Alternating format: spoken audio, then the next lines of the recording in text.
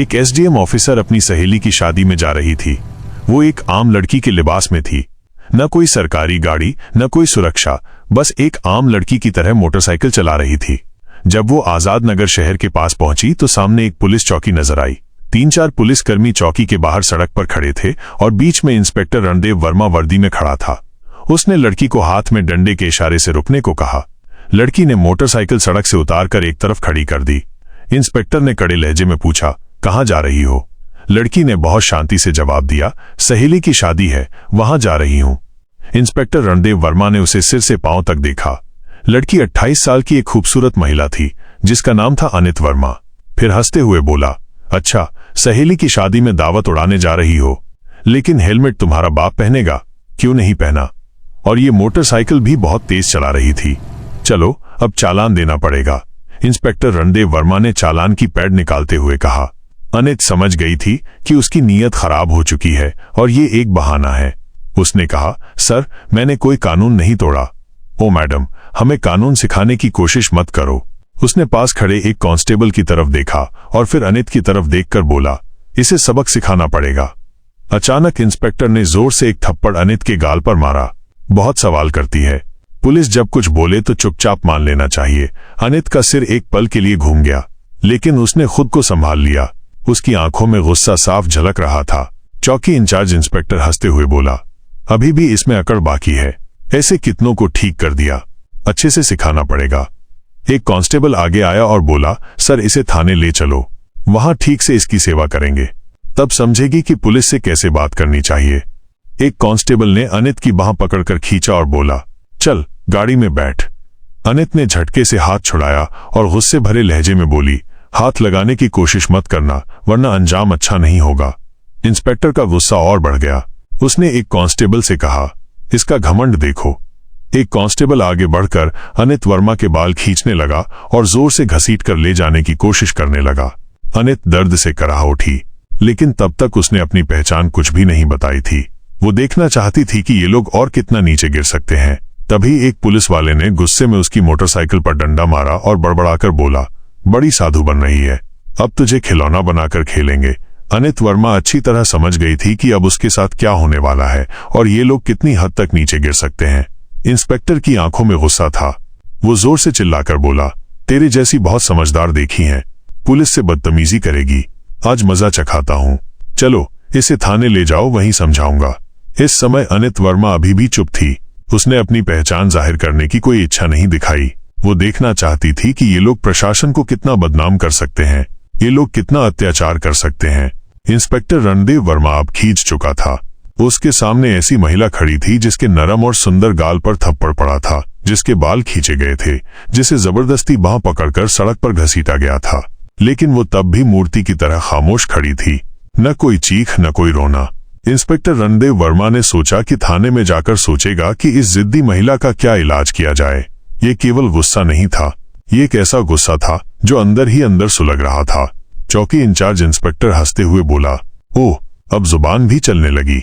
चलो, थाने में देखेंगे कितनी बड़ी जुबान चलती है तेरी। थाने में घुसते ही इंस्पेक्टर जोर से चिल्लाकर बोला, अरे कहां गए? चाय पानी लगाओ जल्दी, आज एक खास माल आया है। अनित वर्मा अभी भी कुछ न कहकर थाने की दीवारें देख रही थी। वो देख रही थी कि ये लोग उन बेकसूर लोगों के साथ कैसा बर्ताव करते हैं जो कभी कंधे नहीं उठा सकते। तभी एक कांस्टेबल इंस्पेक्टर प्रसेनजीत की तरफ झुककर फुसफुसाया, क्या केस है सर? कांस्टेबल के सवाल पर इंस्पेक्टर रणदेव वर्मा आगे बढ़ा और बोला, अरे कुछ नहीं, स्पीड या हेलमेट, जो मन चाहे लगा दो, बस अंदर डालकर इसका घमंड तोड़ना है, ज्यादा सवाल मत कर। अनित सब सुन रही थी, लेकिन उसकी आंखें तब भी कुछ नहीं कहना चाहती थीं, मानो वो चाहती थी कि पुलिस के इस पतन की कहानी उनके अपने मुंह से निकले। तभी इंस्पेक्टर कुर्सी पर बैठा, हाथ में कलम लेकर मेज पर घुमाने लगा। फिर अनित की तरफ देखकर बोला, नाम बोल, कहाँ रहती है, किसकी घर की है? अनित चुप रही। इंस्पेक्टर ने फिर सवाल किया, सुना नहीं, नाम क्या है तेरा? लेकिन अनित की खामोशी तब भी पत्थर की दीवार की तरह थी। तभी इंस्पेक्टर ने मेज पर इतनी जोर से हाथ मारा कि उसकी आवाज पूरे थाने में गूंज उठी और गुस्से में चिल्लाकर बोला, सुनती नहीं है? नाम बोल जल्दी। अनित ने मुंह घुमाकर जवाब दिया, जी सुमिता शर्मा। इंस्पेक्टर ने उसके चेहरे की तरफ देखकर हंसते हुए कहा, ओह, बड़ी चालाक लड़की है तू, झूठ बोलने का तजुर्बा है, लेकिन याद रखना ज्यादा चालाकी बहुत भारी पड़ेगी। एक भी गलती की तो पछताने का भी समय नहीं मिलेगा। अनित वर्मा को जबरदस्ती उस सड़ी हुई हवालात में डाल दिया गया जहां पहले से 2 कैदी बैठे थे। उनमें से एक ने अनित की तरफ देखकर कहा, बहन तूने क्या जुर्म किया है? अनित हल्की सी मुस्कान दी, लेकिन कुछ नहीं बोली।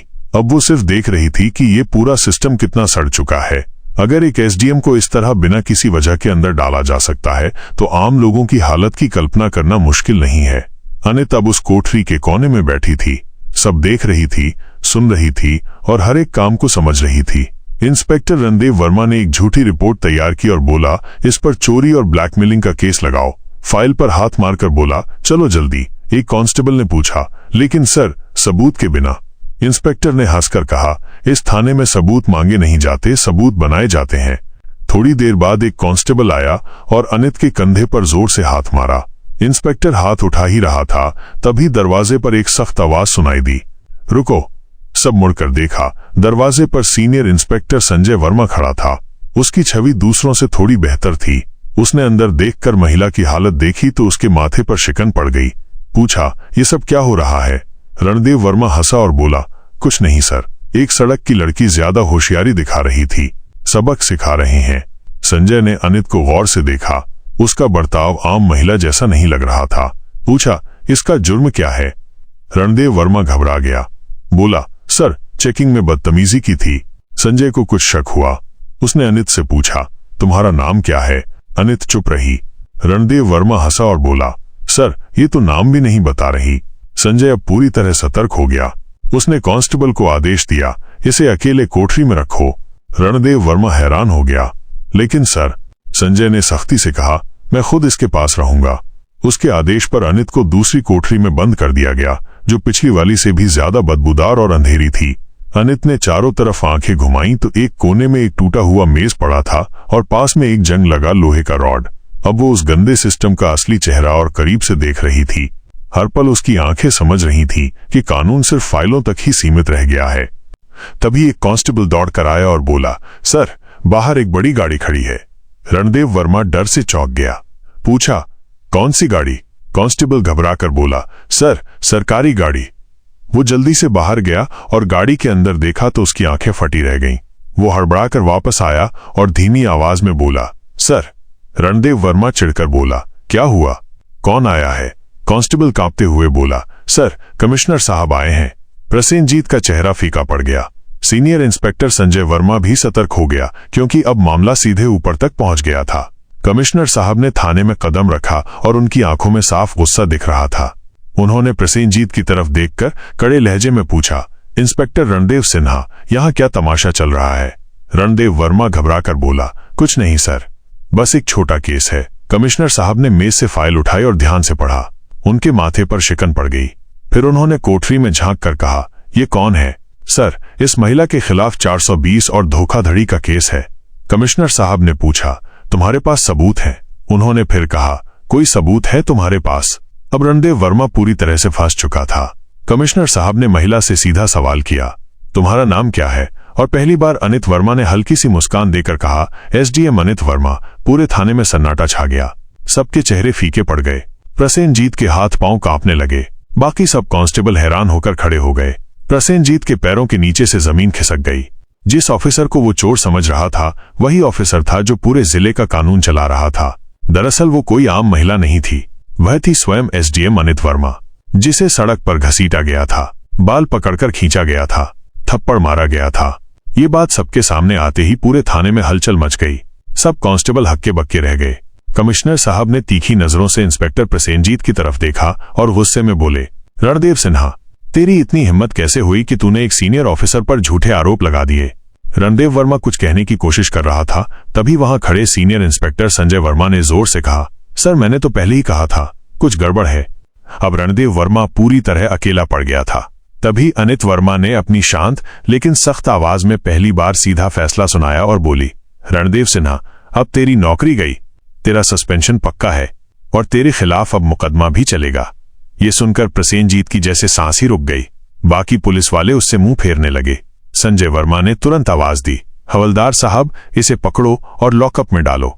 लेकिन तभी रणदेव वर्मा ने जेब से एक मुड़ा हुआ कागज निकाला और हंसते हुए बोला, रुको मैडम, ये पहले देख लो, फिर जो करना है करो। उसने कागज दिखाया। कमिश्नर और अनित वर्मा दोनों ने तुरंत उसकी तरफ देखा। रणदेव वर्मा बोला, ये लो मेरा तबादले का आदेश। 3 दिन पहले ही मेरा तबादला हो गया है। अब तुम जितना भी गुस्सा करो मुझे नौकरी से नहीं निकाल पाओगी। पूरे थाने में फिर से सन्नाटा छा गया। अनित वर्मा ने कागज हाथ में लेकर पढ़ा। कमिश्नर ने आंखें तिरछी करके सीनियर इंस्पेक्टर संजय वर्मा की तरफ देखा और बोले, जाओ देखो ये कागज असली है या सिर्फ दिखाने के लिए। संजय ने कंप्यूटर पर रिकॉर्ड देखकर सिर उठाया और बोले, सर ये तो असली है, लेकिन अभी इसने नए इंस्पेक्टर को चार्ज नहीं सौंपा है, यानी अभी भी ये यहाँ का असली इंस्पेक्टर बनकर बैठा है और सारी बदतमीजी इसी ने की है। अब कोई इसे नहीं बचा पाएगा।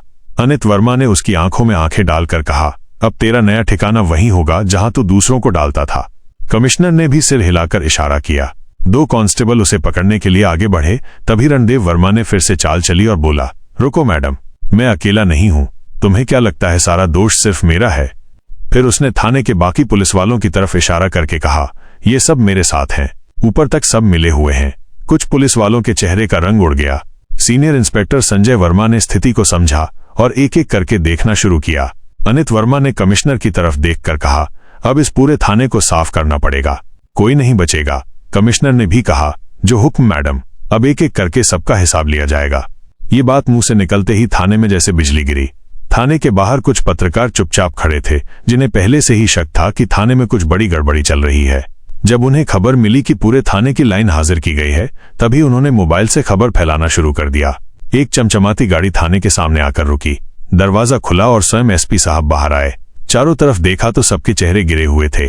थाने के सब ऑफिसर एक तरफ खड़े थे और एसपी साहब ने कहा, यहाँ कब से ये तमाशा चल रहा है? लेकिन कमिश्नर और थाना इंचार्ज पूरी तरह से खामोश थे। तभी अनित वर्मा ने सीधे एसपी की आंखों में आंखें डालकर कहा, तुम्हें क्या लगता है तुम बच जाओगे? संजय वर्मा ने तुरंत एक फाइल निकाली और अनित वर्मा के हाथों में दी, जो फाइल एसपी साहब के सारे काले कामों का पर्दाफाश कर रही थी। अनित वर्मा ने फाइल एसपी साहब की तरफ बढ़ाकर कहा, लो देखो, इसमें तुम्हारे सारे काले कारनामे भरे हैं। एसपी साहब के माथे से पसीना टपकने लगा। कमिश्नर ने बिना देरी किए जोर से आदेश दिया, पकड़ो इसे और अभी इसे गिरफ्तार करो। पूरा थाना सन्न रह गया।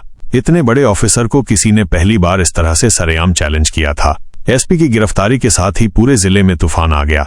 मामला दिल्ली तक पहुंच गया।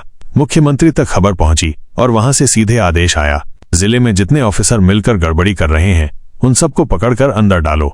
अगले 2 दिनों में पूरे जिले से 40 से ज्यादा पुलिस ऑफिसर, 10 से ज्यादा बड़े ऑफिसर और कुछ राजनीतिक नेता गिरफ्तार हो गए। पूरे आजाद नगर जिले की हवा बदल गई। अब चारों तरफ सिर्फ एक ही चर्चा थी, एसडीएम अनित वर्मा की ईमानदारी और हिम्मत, जिन्होंने पूरे सड़े हुए सिस्टम को हिलाकर रख दिया था।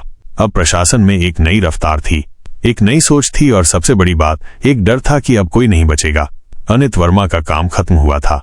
उन्होंने ये दिखा दिया था कि अगर मन के अंदर से नीयत साफ हो तो पूरे देश को भी सुधारा जा सकता है। वीडियो को आखिर तक देखा है तो प्लीज एक लाइक और सब्सक्राइब करके साथ बने रहो। और तुम कौन सी जगह से देख रहे हो कमेंट में बताओ।